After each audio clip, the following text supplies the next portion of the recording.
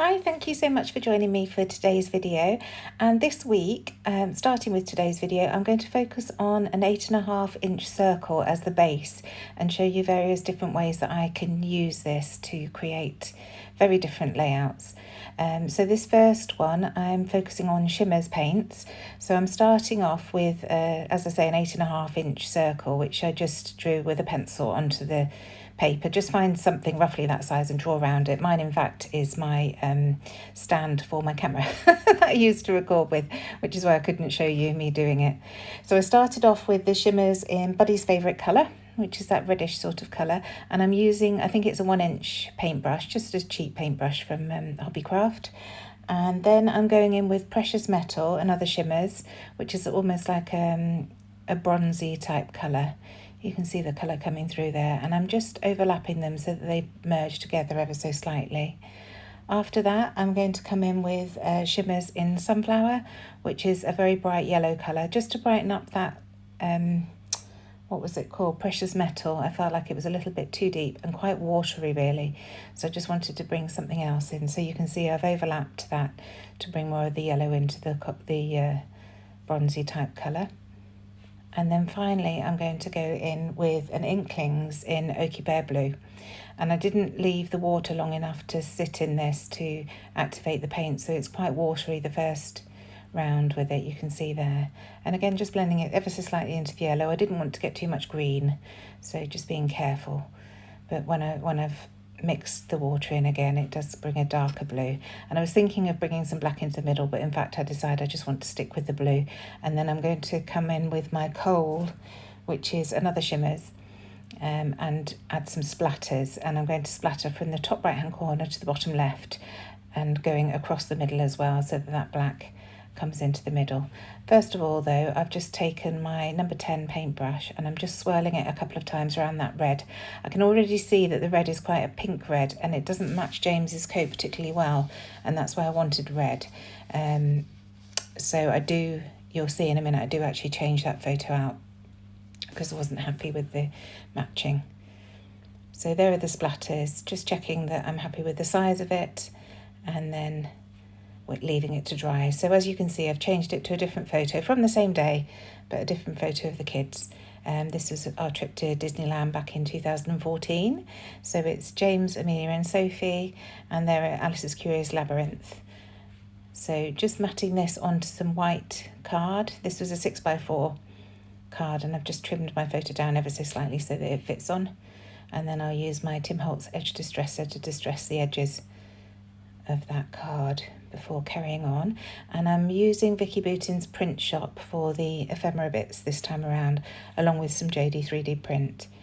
I think I was drawn to the Print Shop because I knew that there was a card, a 7 of Diamonds card in the ephemera pack. I think it's in the papyri pieces, so I thought that would work, and I knew that the colours would work because we've got that lovely purple, which is in Amelia's cape and on the splatters on the cards that Sophie's poking through, and also the navies.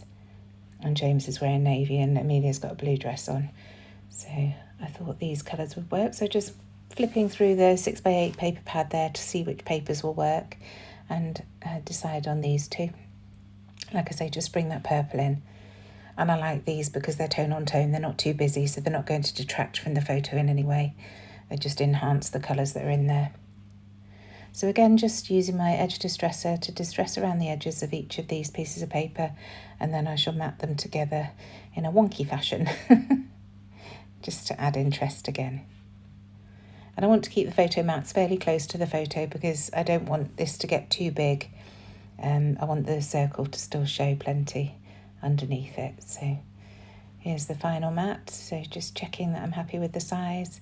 And then once again, I'll distress those edges very quickly and then get it all stuck down.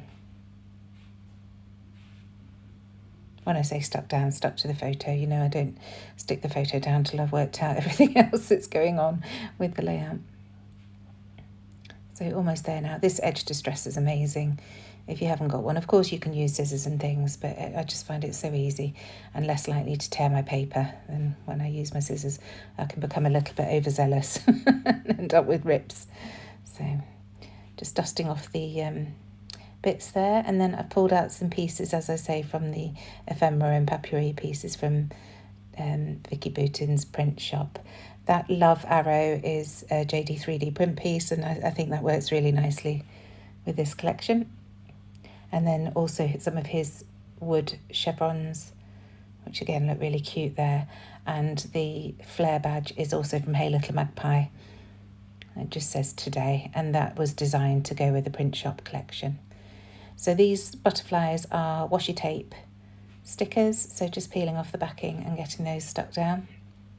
And I think they really add something to the layout of it. I'm really pleased with those. I think because the kids are all outside, they work nicely as a statement piece. So just adding that second one there.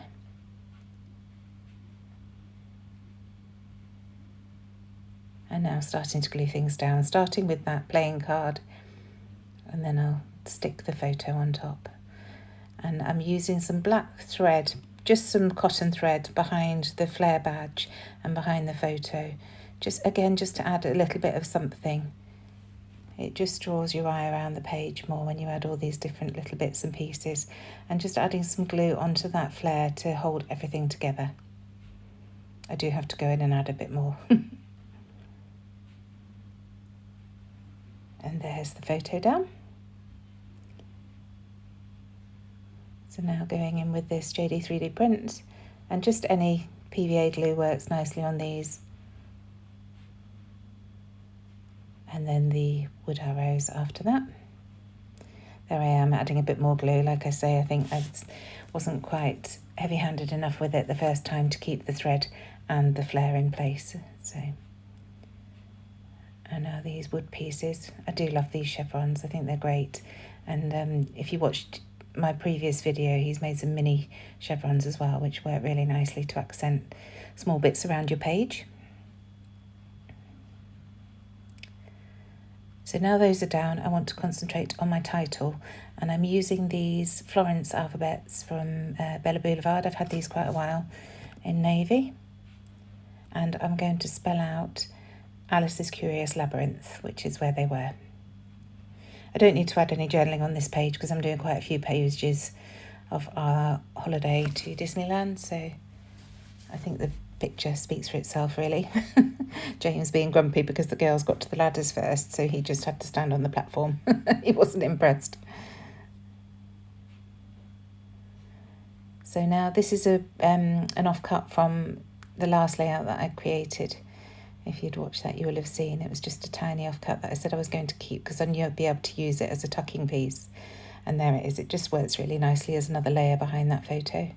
And now looking through the sticker book to see if I can use any of these labels. And I pop one at the bottom, and that's where I'm actually going to add the date in due course with my date stamp. And I also find a craft tab which I add to the top of the photo. Again, just for a different something. A different layer and a different height on that back. So now coming in with the chipboard pieces to see what I can find here. And there's a lovely purple word phrase that says embrace your uniqueness, which does make it to the bottom. This piece here says awesome. It's not quite the right colour, and in the end it doesn't work because I want to put the date on that sticker. So this is the purple piece that I was talking about, so that goes down the bottom there. And then there's another purple piece with a gold heart, which I just add as an extra small scattering piece.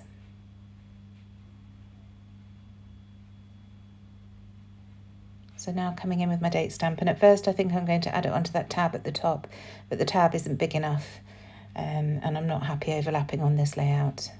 I want it to be contained in the box, so I go to that bottom label, move that chipboard piece out the way and add it there. And I think about adding the chipboard piece to that tab, but then realise that it's not really the right tone. So I save that for another layout for another day. Pop that back on the sheet. So now I've gone to back to the sticker book to see if there's a word phrase that I can add to that tab instead. And I'll just find the word hello in blue, so it matches really nicely with the rest of it. It's small enough to fit comfortably in that box, so that's what I use. Just having a look to see if there's anything else that I want to put on.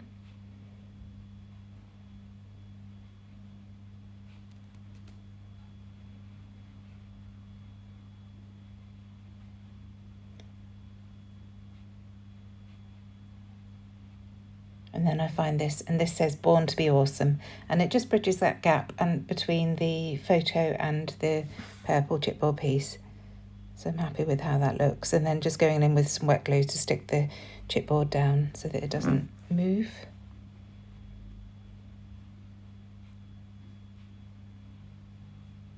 And that's it. Thank you so much for joining me. I really hope you've enjoyed this process video, something a bit different for me. Do like my video and subscribe if you haven't already. It really does help my channel so very much. And thank you again for joining me. See you soon. Bye.